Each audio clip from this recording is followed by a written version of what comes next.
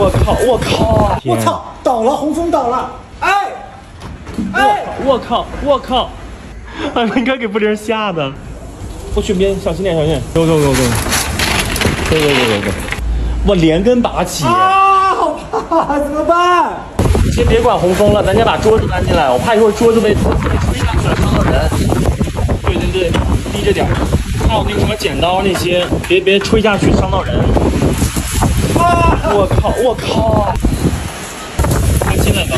小心，擦干，后面帮你擦，我后面帮你擦。哎妈，太可怕了！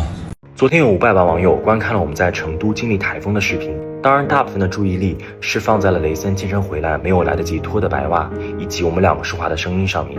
拍这个视频并不是为了自证我们穿白袜的目的，因为这类似于证明一个人中午吃饭为什么吃的是白米饭，也并不是为了证明我们两个的声音并不娘，因为娘本就不该是一个有任何衡量标准的形容词。我们原本真的没有想做任何的回应，因为我知道这大部分是网友的无心调侃和刻板印象在作祟，而这并不是我们一人之力就能够解决的。但随着播放量和评论的增加，我第一次意识到了作为一个自媒体博主，哪怕只是一个小卡拉米博主应该有的责任和意义。我们要为自己无意间造成的不良影响道歉，也要为自己坚信是正确的观点而发声。首先向我们生活所在的城市成都和各位会穿白袜子的男同胞们道歉，我们无意之中加深了误解和刻板印象，也想向留下这些评论的网友澄清，我并不会认为你们的回应是出于任何的恶意，也很感谢有一些网友的善意声援。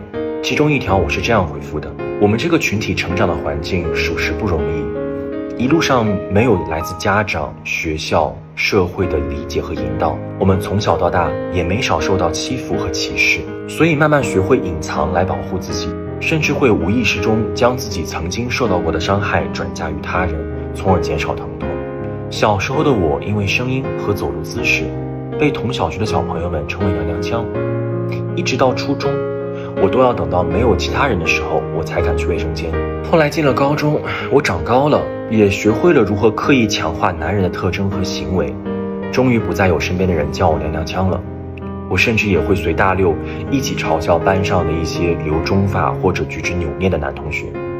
那个时候的我无意识地在试图证明，我终于不再和你一样了，我终于正常了。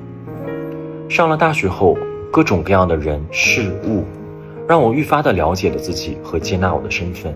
我现在甚至敢于在自媒体上暴露自己柔弱感性的特点，但奈何在互联网时代，我也察觉到有越来越多的网友在重复着我曾经的行为，用调侃、吐槽或者自嘲的方式构建对立，试图证明我攻击了你，我就和你不一样了，用这样的方式撕下自己身上的标签。可实际正是这个行为，每个人的无意之举加固了刻板印象。在这个过程当中，越来越多的路人也默认并进一步传播这些标签，甚至有人为了流量刻意的会穿上白袜顶着我们的头衔。我不认同这些人的行为，就像我并不推荐男扮女装，但我会选择理解和尊重。我没有任何权利，也无法干涉他人的决定，但我现在有了为自己冷静发声的能力。成都不应该被调侃为 IP 正确的通讯录城市，它应该被称为包容之都。白袜也应该回到只是一种颜色的衣物，而娘是否有可能回归最初的尊敬和爱意呢？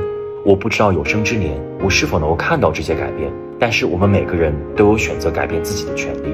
我跟雷森两个人不是圣人，但我们愿意学习成为一个更好的人。